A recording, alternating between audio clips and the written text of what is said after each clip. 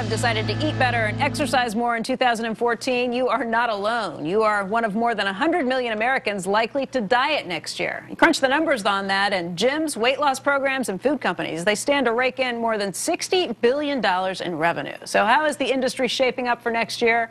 Eric Helms is the author of The Juice Generation. It's also the name of his company. And Jeff Halevy is the owner of Halevy Life Gym in New York. He was a personal trainer to the cast of Universal Pictures' Lone Survivor. Gentlemen, thank you both for being here today. Thank you. Thank you. So I'm one of those people who makes this resolution every year and says, okay, this is it. This is the year that I really take control. I just wonder why it is that people have these issues like this, and does it make both of your businesses kind of cyclical? Is this a crunch time for you right now?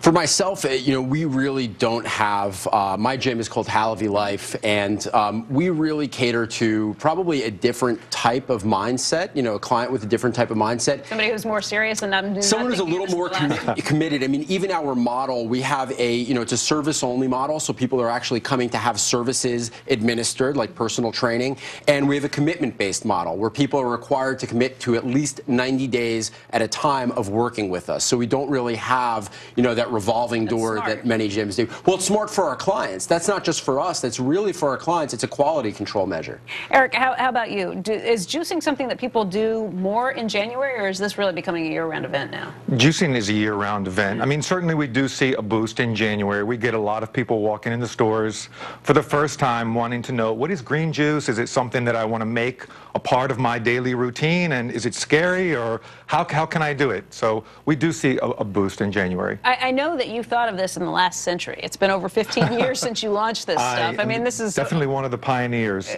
How did you know that this was going to be such a big business? I didn't know it was going to be such a big business. It was something that I was passionate about, and it's really a huge force in my life, and I felt that I'd been spreading the word for, like you said, 15 years, and it's just good luck that a lot of people are really catching on and finding how juicing can make you feel better and look better. I will admit, I have not done juicing before, but I am going to try this. So you explain to me what this does for me, and which one you're going to give me one that, even though it's green, you tell me tastes like watermelon? Yeah, I have some green drinks now, and a lot of people think about a green drink and they think, oh, that's like, it's going to taste like my front lawn. Right? Yeah. And that's definitely not the case. In my book, I devise a program called the Green Curve. And wherever you are in your diet, if you eat a lot of fatty processed foods, wherever you are, you can start off slowly, and the great thing about green juice is it tastes good. We can make anything taste good that's palatable, and that's what a New Year's resolution is about.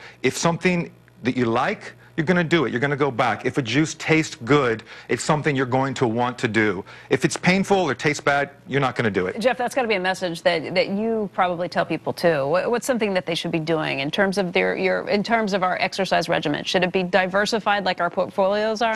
Sure. I mean, I would actually say let's chunk up even a little higher than just exercise. My background is not just in exercise science, but behavioral health as well.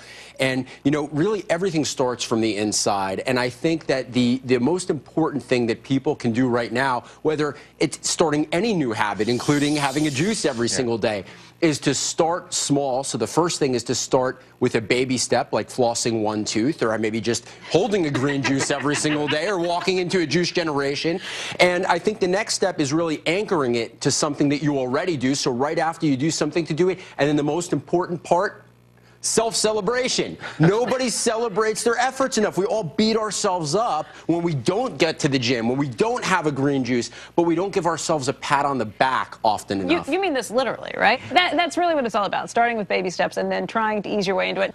All right, open the juice for me. Let me try it. All right. So don't be so eager. No, I'm going to do this. I'm going to be a believer. All right. It looks maybe not as tasty.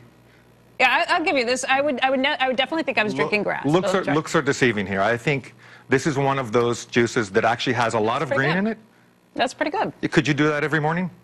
Mm-hmm. And I'm telling you, this is so easy to make. If you have 5 minutes in the morning and $20 a week. These are expensive, right? For the ones you make to get them yourself. If you could do this yourself, you could do this. You could prepare over the weekend. If you have 5 minutes every morning and $20 a week, you can have a healthy green habit every morning. Gentlemen, thank you both so much for coming. This was inspiring for me. I'm going to try and stick to my guns this year. Good. Awesome. Thank you, guys. Thank you. Up next, a look at the news this week that will have an impact on the money. And as we go to a break, take a look at how the stock market ended the week.